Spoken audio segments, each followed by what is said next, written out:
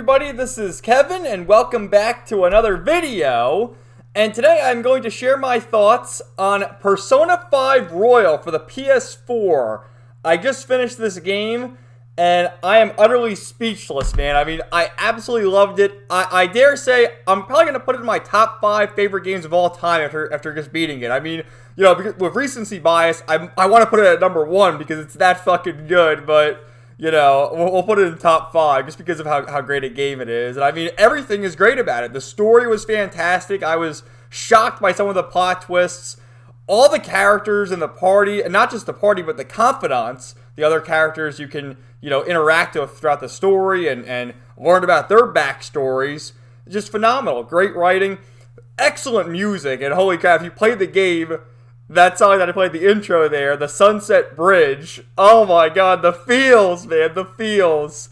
And oh god, I don't even know where to begin, man. I'm just fucking gonna be a rambling mess here, but I'm not gonna include any spoilers here because the thing is, a little bit of spoilers. I will say, with Persona 5 Royal, there are 3 additional confidants that weren't in the original Persona 5. I think they were characters, but they weren't like, you know, confidants, people you can interact with and level up and all that.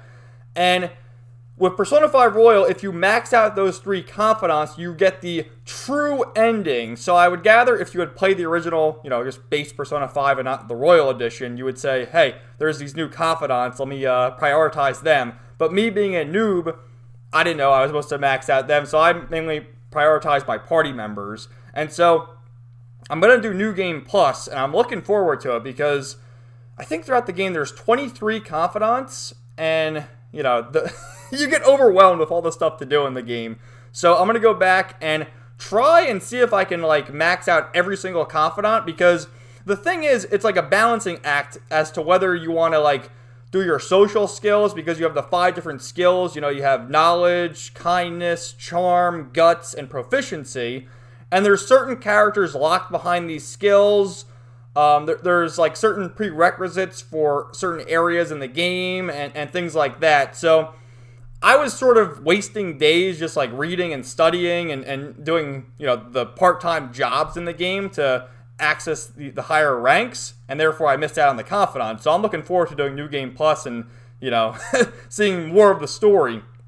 But holy crap, man. And let me tell you, so with the cover, the little minor spoilers, but this chick here with the red hair, Kazumi Yoshizawa, you know, she's kind of like a minor character unless you use her confidants. And then she's important for the, like, bonus true ending story. So keep that in mind if you're a new player. I didn't figure this out until I was, like, locked out of it. But anyway. But yeah, dude, the game is just fantastic. Like I said, the music's amazing. All the characters. I have a screenshot here of Ryuji, who I would say he is my favorite character in the game. I love how he is the first one that you meet and joins your party, and he's like this thug in school who has shitty grades and has problems with the gym, with Kamoshida, the gym teacher, in the very beginning of the game. That's like the first story arc. And then you meet Morgana and Anne. I know they call her An in the game, but I just call her Anne because that's how it's spelled to me. You know, Sojiro and Futaba, Yusuke, Makoto. I mean, the whole cast is amazing. Haru, who, you know, of the main party members, I would say Haru was my least favorite, but that was just because I didn't even use her confidant or anything. But man, as far as the story goes, I legitimately cried twice during the storyline, especially towards the end.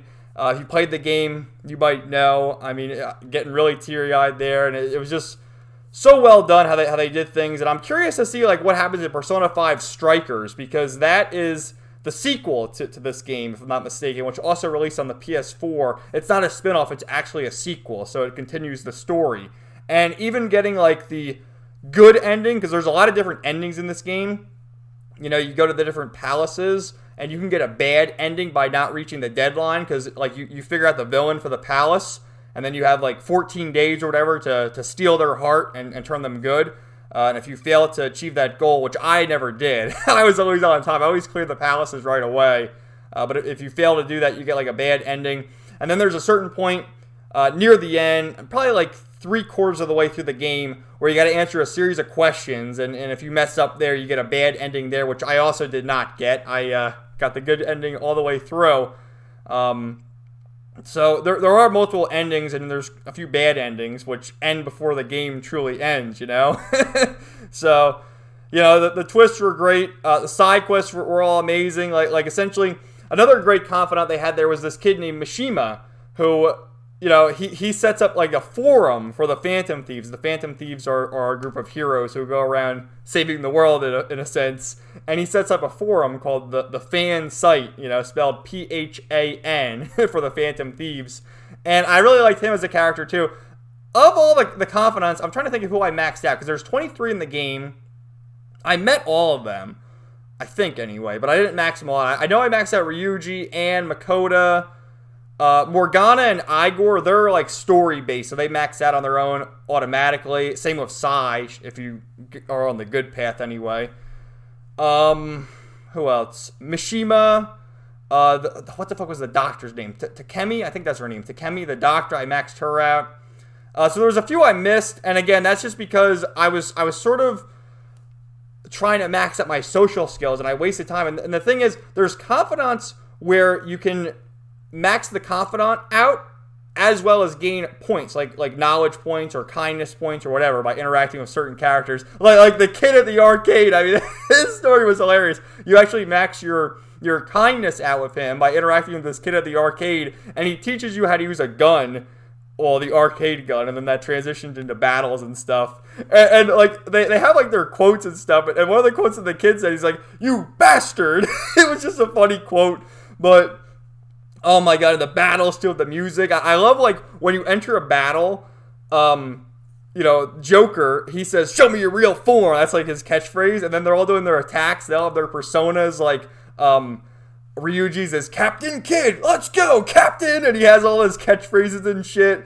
The Showtime attack, so I think these unlock with the story. There's no, like, you know, confidant levels or anything. You just unlock them with the story, but you have, like, Showtime attacks where certain characters pair up and do these badass moves, which I uploaded the other day.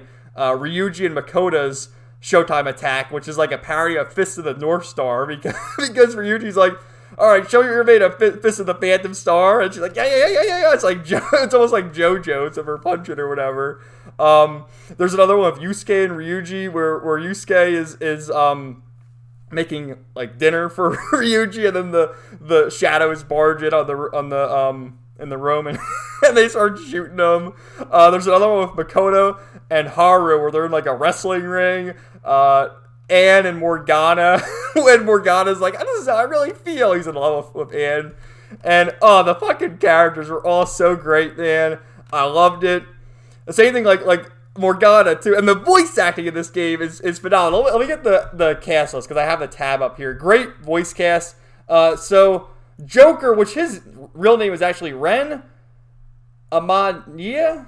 Hopefully I pronounced that right. I'm not sure. But you can name the character. And I actually, this is one criticism. I didn't like this, where they just call him throughout the game. It's kind of like how they refer to Titus in Final Fantasy X. Like, just give him the default name. I mean, fine, I can self-insert, but it sort of took me out of it. Because he's kind of like a silent protagonist in a sense, where you select the answers. And I get that's going down your own path, and really is true to the RPG name. Morgana, voiced by Cassandra Lee Morris, who is a great voice actress. She voiced Lifa, or aka Suguha, in Sword Art Online. Ryuji, Max Middleman, who voices Saitama in One Punch Man. He was fucking great. Like, Ryuji, he was awesome, man. Erica Harlacher as Anne. I'm not really sure what she's been in, but she has a pretty good resume. Matthew Mercer as Yusuke. Oh, dude, Matthew Mercer, he voiced Kikuoka in Sword Art Online. He's been in JoJo's. Let me get the name of the character from JoJo's. Jotaro. Okay. Yep. Pain in Naruto. Yeah, this fucking guy. Hit in Dragon Ball Super. Matthew Mercer is great.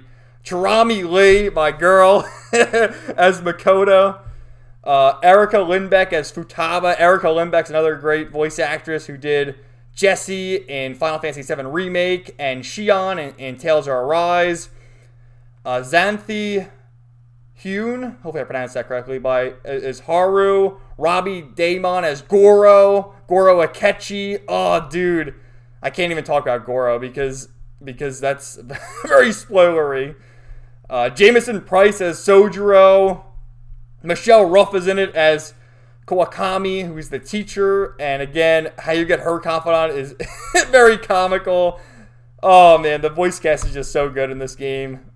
Incredible. I mean, there's so much to say, but I really can't say it because I don't want to spoil it. I'll just say, if you haven't played the game, play the fucking game. You owe it to yourself. To get as far as I did in the game, and I got my characters, like I defeated the Reaper, which is one of the optional bosses. Well, I think the only big optional boss because it's the trophy. And I got my characters to like level 82, I think was my highest character. And I clocked in at 93 hours. And the Persona games are long games. You know, I've been told this, and I think that's just common knowledge.